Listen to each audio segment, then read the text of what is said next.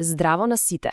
Денес зборуваме за нешто што е буквално насекаде околу нас, а често пати воопшто не го ни забележуваме. Зборуваме за притисокот. Да, таа невидлива, ама неверојатно моќна сила. Од длабочините на океаните па се до највисоките планински врвови, притисокот е тука. Ајде заедно да откриеме како точно функционира сето тоа. Еве една интересна загадка. Сигурно се има случено некому. Замислете си, длабок, свеж снег. Пробувате да одите со обични чизми и што се случува? Пропаѓате до колена. Ама, ако ставите крпли, оние големите за снег, одеднаш чекорите по површината без никаков проблем. Сега, како е тоа можно? Тежината е иста, нели? Силата што притиска надолу е потполно иста. Одговорот лежи во еден многу важен концепт. Секако се работи за притисокот. Еве, ова мапа ќе ни биде како водич денес. Гледате, во центарот го имаме самиот поим притисок, а од него излегуваат три главни гранки. Ќе видиме каков е притисокот кај цврстите тела, потоа во течностите и на крај во гасовите. Кога ќе ги поминеме сите три, сликата ќе ни стане кристално јасна. Добро, ајде да почнеме од почеток.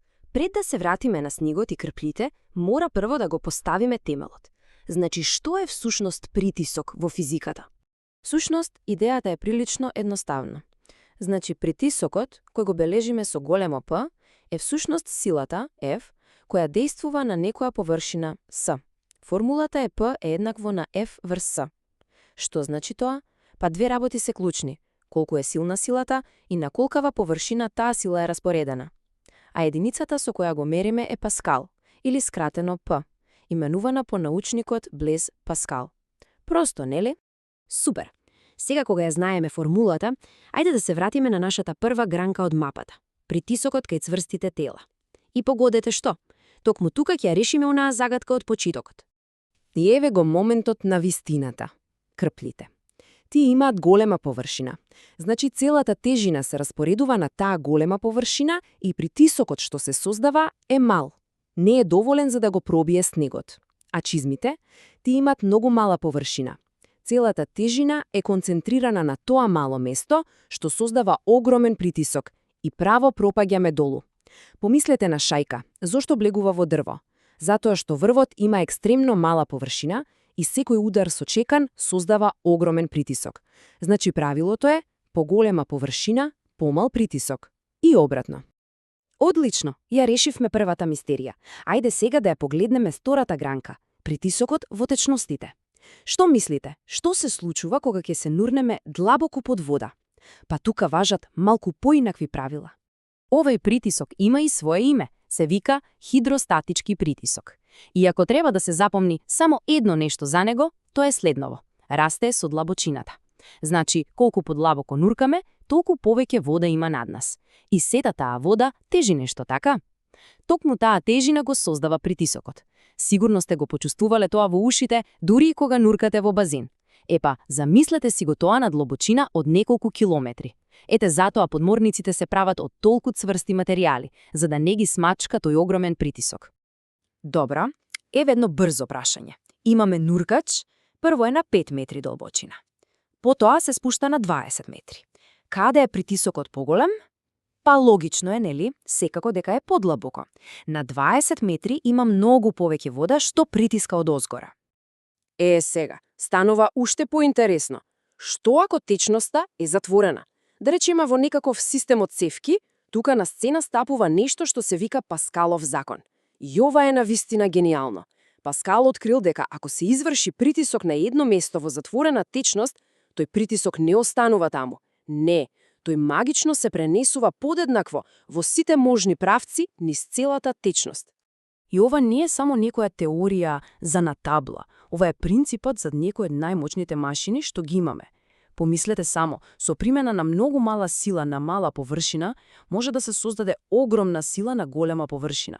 Токму тоа го прават хидрауличните дигалки. Сте виделе како во сервис креват цел автомобил? Епа тоа е Паскаловиот закон на дело.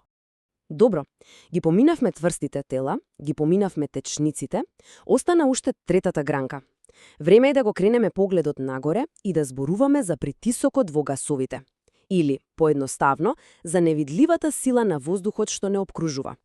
Ова го нарекуваме атмосферски притисок, Најлесен начин да се замисли е вака. Над секој од нас има еден огромен, невидлив столб од воздух. Тој столб се протега од нашата глава, па се до крајот на атмосферата, горе во Вселената. И целиот тој воздух има тежина. Токму таа тежина притиска врз нас и врз се друго на земјата. Сега, внимавајте. Тука има една важна разлика во споредба со водата. Кај водата рековме, колку подлабоко, толку поголем притисок. Кај воздухот е сосема обратно. Колку повисоко се качуваме, толку притисокот е помал. Логично е, нели? Кога сме на врвот на некоја планина, столбот воздух над нас е пократок. Има помалку воздух, па и тежината е помала. Ете затоа ушите знаат да не пукнат кога се возиме брзо по планина или кога полетува авион, поради таа брза промена на притисокот. Супер, мислам дека ги поминавме сите основни идеи, а сега доаѓа најзабавниот дел. Време е да го ставиме знаењето на тест со неколку брзи задачи. Дали сме спремни? Ајде да видиме. Првата е лесна, чиста математика. Формулата ни е P еднакво на F врз S. Сега, ако силата F ни е 20 нјутни, а површината S ни е 2 квадратни метри, колку изнесува притисокот? Ајде, мала пауза за пресметка. Точниот одговор е 10 паскали. Секако, само се дели 20 со 2. Лесно како боза. Браво! Добро, одиме на следното прашање. Ова е повеќе за размислување. Каде е атмосферскиот притисок поголем? Горе на врвот на некоја планина или долу на плажа? И точниот одговор е на плажа.